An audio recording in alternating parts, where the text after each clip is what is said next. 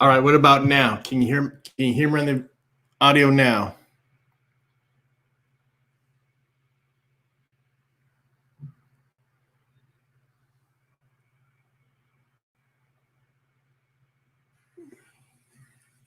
Can you hear me now? Can you hear me now?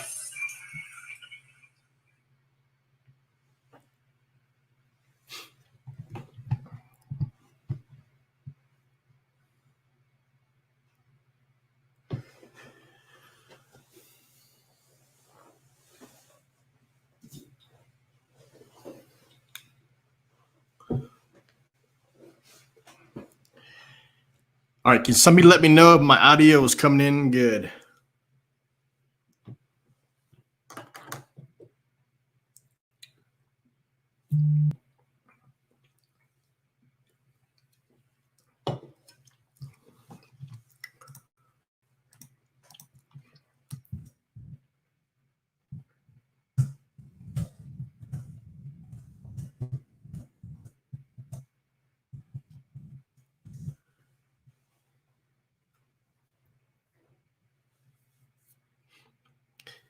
Hey, JB, how's my audio now?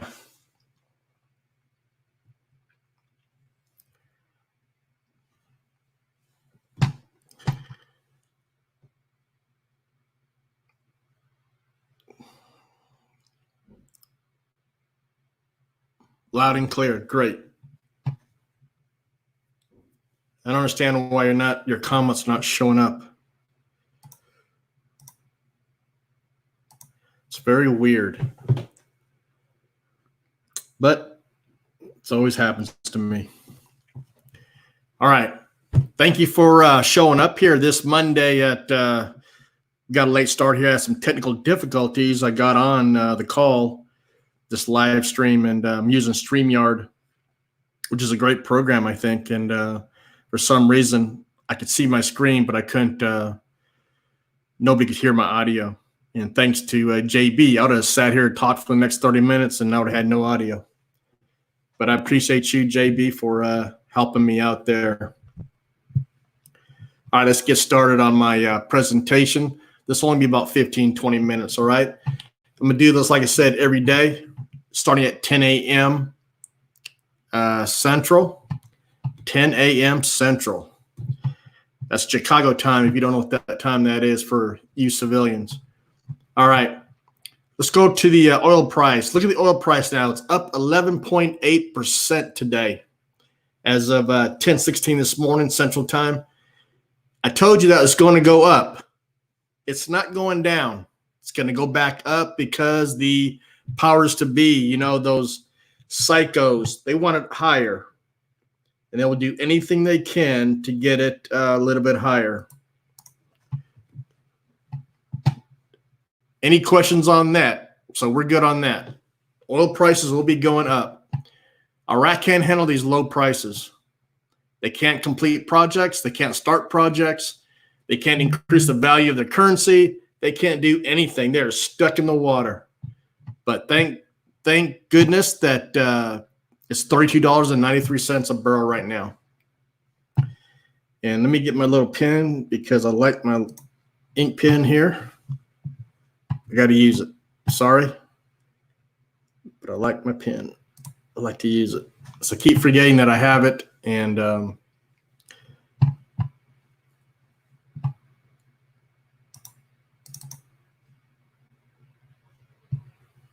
now I mean pull up.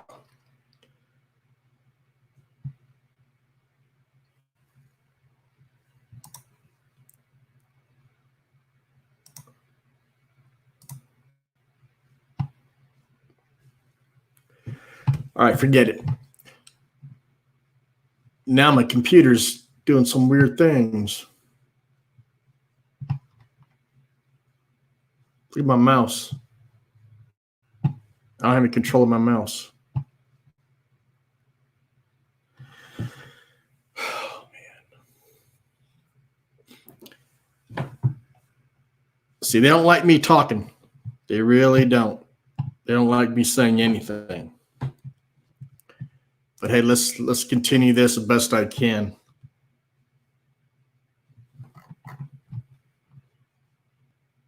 All right. Here's different articles here. If you can, why is this so slow?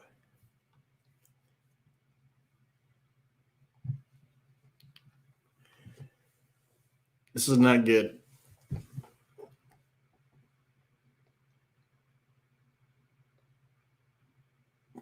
Yeah, your Chrome was deleted.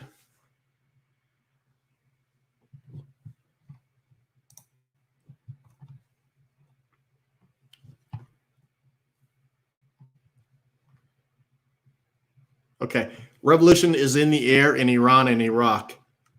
I keep telling you for the last couple of weeks, if you didn't pay attention to what I write about and what I'm talking about, is there is going to be a conflict in the Middle East. It's coming up. It is brewing, and there's no way around it.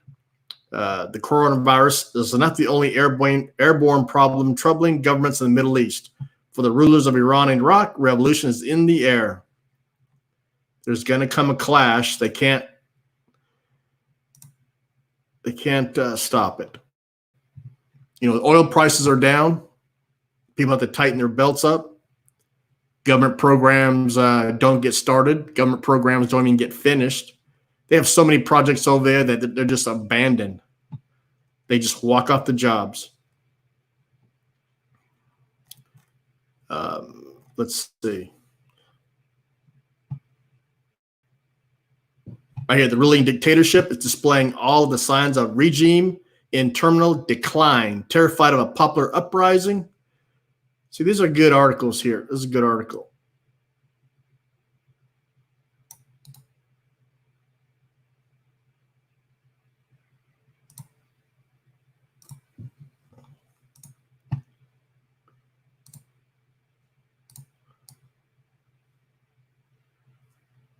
I'm trying to highlight this.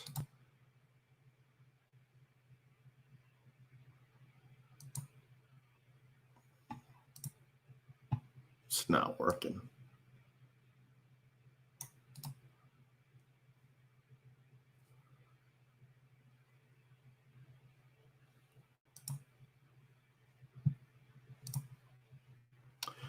Oh, well. But all the signs are now pointing to a new uprising. The Iranian people know that only regime change will free them from repression, starvation, and tyranny. They are fed up with the mullahs funding proxy wars in Syria, Yemen, and Iraq, Lebanon, and Gaza. Don't forget South America, which they don't talk about. They're there, folks. They're there in South America, Central America, the HEZBOLLAH. They are there. So let me prove it to you.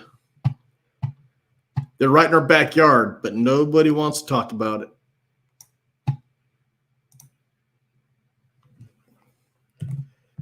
I don't know what's going on in my browser today.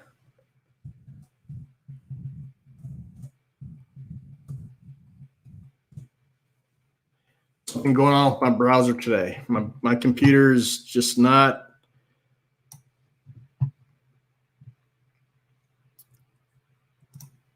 It's just not running right. And as soon as I got started up on my live stream, everything else was fine. As soon as I start up the live stream, look right here.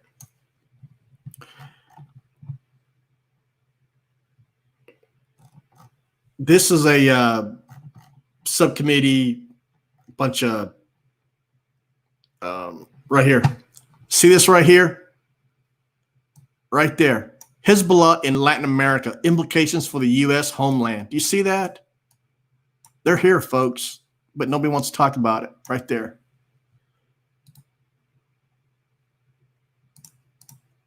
Still won't do it. But right there, Hezbollah in Latin America, implications for U.S. homeland. All right. Thursday, July 7, 2011. That's 2011. This is from the U.S. House of Representatives Committee on Homeland Security, Subcommittee on Counterterrorism and Intelligence, Washington, D.C. If you take time to read this, it will open your eyes.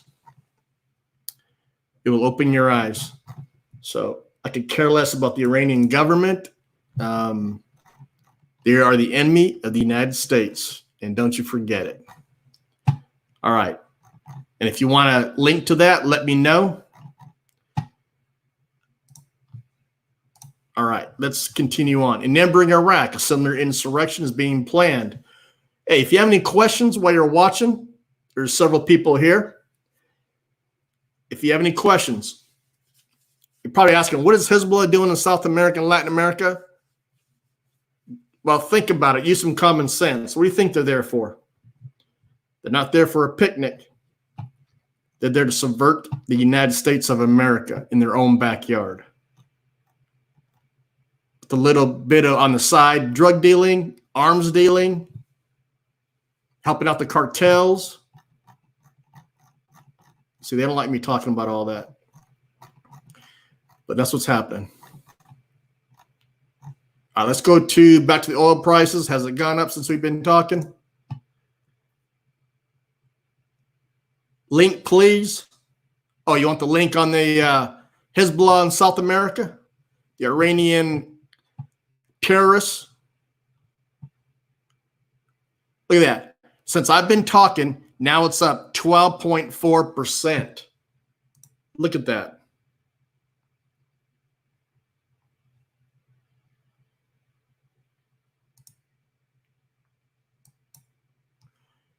Look at this.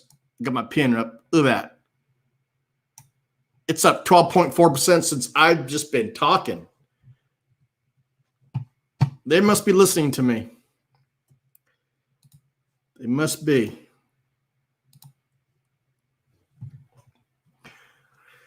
All right, JB, I'll have the link. I'll have the link in the description, okay? If you read that, if you take the time to read that, you'll be more informed than any U.S. citizen out there because they have no idea they have an Iranian terrorist organization in our backyard. So if they're in our backyard, you don't think they come across the border? Of course they are. But I'm not supposed to say that.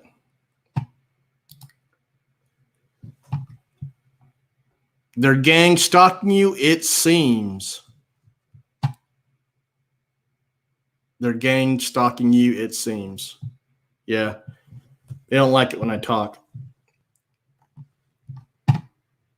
All right, so let's go to another article I saw here. Let's go to this article. Another article that gives little insights from the militarytimes.com. You welcome, JB. Iraqis, not U.S. troops, must be the ones who counter Iran's influence in Iraq. Now, they say it's this guy that's going to help out Iraq countering the Iranian influence. What do you guys think?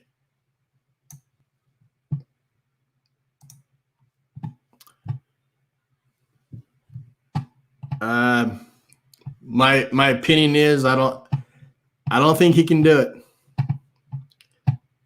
I think he's, from what I've been reading, I think he's just temporary. He's just temporary until the conflict starts.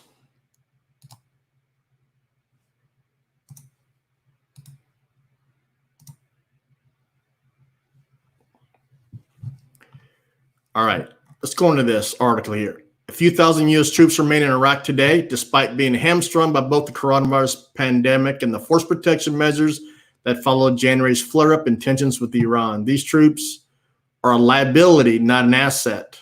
Bottled up by big bases, they are hostages to Iranian military power in the region. The U.S. presence in Iraq enables Iran to escalate at will with at least some deniability via its Iraqi proxies and the Popular Mobilization Forces, the PMF militias. At the tactical level, trading missiles with Iranian proxies is a fight America should avoid. Last month, the Pentagon conducted operational planning to destroy the Iran-sponsored Kataib HEZBOLLAH militia, a task that is achievable without enormous U.S. military escalation on the soil of an American partner. You know, yesterday we read the article about where the Hezbollah, Kataib Hezbollah, is leaving Iraq. They're losing, they said they're losing a little influence, right? And Now we see that the United States doesn't want to create a fight. They're just probably just going to leave.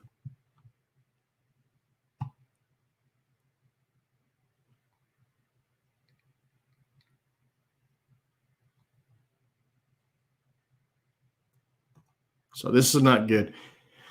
They have a big meeting next month. Another distraction in hopium. Yep. It's always a distraction. It's always. The pandemic is a distraction. All right, back to this. The United States is looking at what they're going to do for Iraq. There's a big meeting next month. There'll be a huge meeting.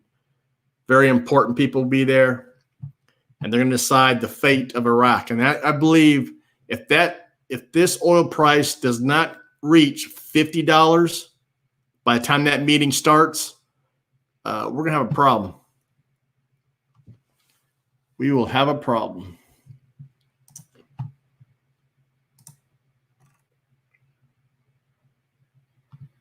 Look at this. The PMF themselves are part of the Iraqi state, receiving over $2 billion in government funding. Why do they need $2 billion? Just get rid of them. Just ban them. But no, the last PM, actually 2 PMs ago, he incorporated all the militias into the Iraqi army. How dumb was that? That's just my opinion.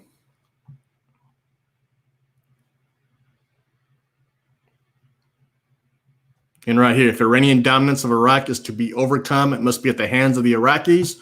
The American military mission in Iraq is long overdue for conclusion. After nearly 2 decades of futile and bloody American effort, it is time for Iraqis to solve their own problems. And I agree with that. This is from a U.S. Marine infantry officer. And let Iraq deal with their own problems. Just my opinion. We have enough problems. We have homeless vets. We don't even take care of our own people. So why do we need to take care of Iraq? All right. Is there any questions out there besides JB? I appreciate you, JB, for your interaction. I like it. Any questions? Are you going to read about the HEZBOLLAH in Latin America, in Central America? It'll open your eyes.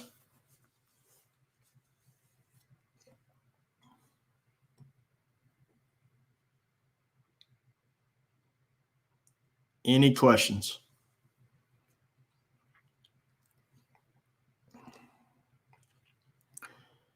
All right. Any veterans on this line? Out of the 6 people that are in this call, is there any veterans?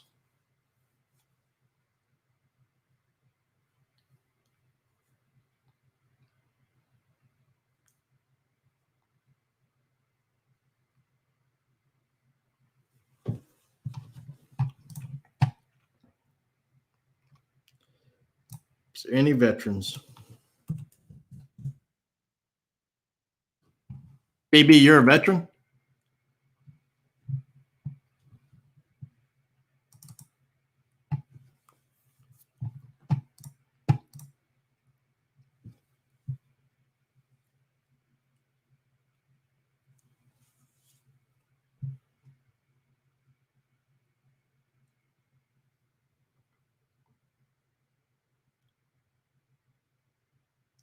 I guess JB's a veteran. Good for you.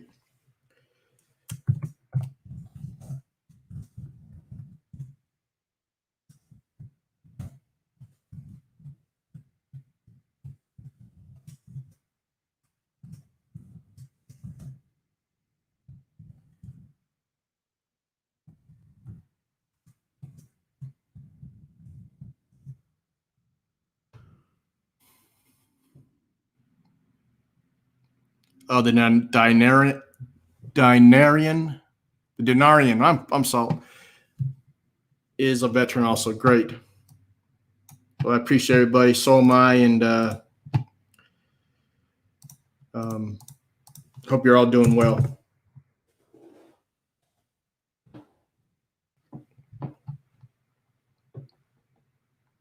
Oh, JB, you're not a veteran. Okay, no problem.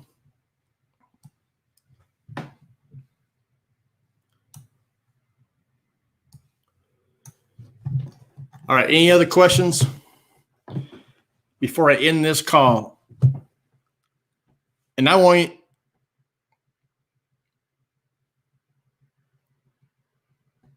I appreciate that, Denarian. He's a Marine. Great. Well, I won't even talk about anything else. I appreciate everybody on this call. Like I said, every morning about 10 o'clock Central Standard Time, I do this call. It's impromptu. It's teleprompter free. You know, I just talk. If there's any questions in the group, in the chat, you know, we'll engage that way. Here's my contact information right there. Feel free to get a hold of me if you need to ask questions or whatever. And I won't even talk about identity theft today. I'll leave that for tomorrow. We'll play a video tomorrow. But keep an eye on Iraq. Keep an eye on the Middle East. Like I said, keep an eye on this oil price right here. This oil price has not reached $50 by the big meeting next month.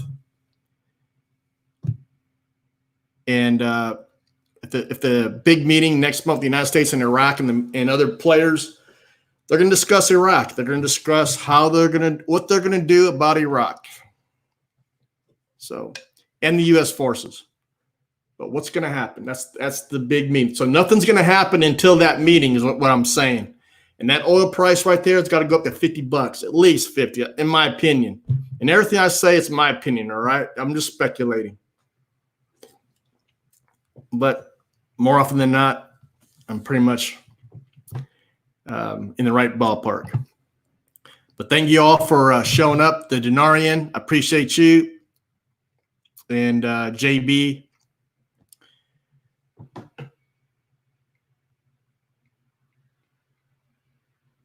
When will their CBI be announcing their CBDC and piling of? What is CBDC? I have no idea what that is.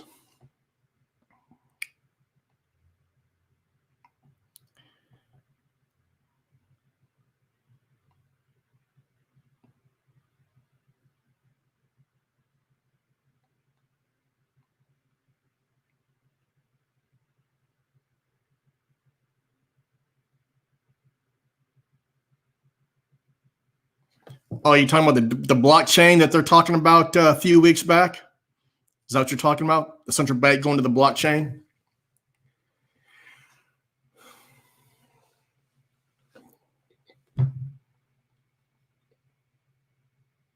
Yeah, okay. That's a good question. They did talk about it. I haven't seen any memos on it. I haven't seen any I got a good friend over there. Jasmine is his name. He has the largest construction contract in the Anbar province. And I asked him about that stuff too. And they haven't heard anything. They're still dealing in US dollars. They do their contract. Yeah, the digital currency. Thanks, JB. I talked to Jasmine. And like I said, he has the largest construction contract in the Anbar province. And I asked him about that stuff. And he hasn't seen anything. 80% of the world's banks are currently I'm sorry, Ben, I'm reading this from my phone because for some reason it's not coming up on the browser. 80% of the world banks are working on, but CBI is quiet, eerily quiet. Yeah, every central bank in the world is working on the blockchain, the cryptocurrency industry, including our own government. But they will have a new financial system ready for us. You know it's coming. But as far as Iraq and their central bank, that is correct. They let the cat out of the bag. They are working on the blockchain. There's a lot of corruption over there, so they got to get on board, which they are, because they're talking about it. So as far as you know as well as I do that when they start talking about it, they already started it. It ain't like, oh, we're going to talk about it then next month, or we're going to go ahead and start this up. It takes planning. You got to take the gurus, the experts, experts in that field in the blockchain to build that, to start implementing that and ask questions and war game it, so to speak. And they're getting help. Yeah, I agree with you. I haven't had any concrete proof that it's already done, but you know as well as I do, if they're talking about it, they already see something. They already have it. They have a product. They have something because they won't be talking about it. So any more questions before I end this call? And I'll see you guys tomorrow. I'll give another 10 seconds. But I appreciate the interaction there, Denarian and JB. Oh, I'm sorry. You asked a question. Do you follow Vietnam and Dong? Any hope for that currency? No, I don't follow that. You're going to have to go somewhere else for that one, JB. But I only talked about Iraq, anything associated with Iraq, anything supportive of Iraq. And that's a different area.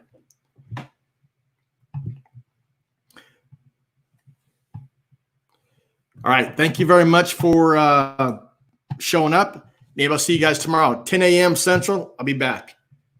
And thank you very much.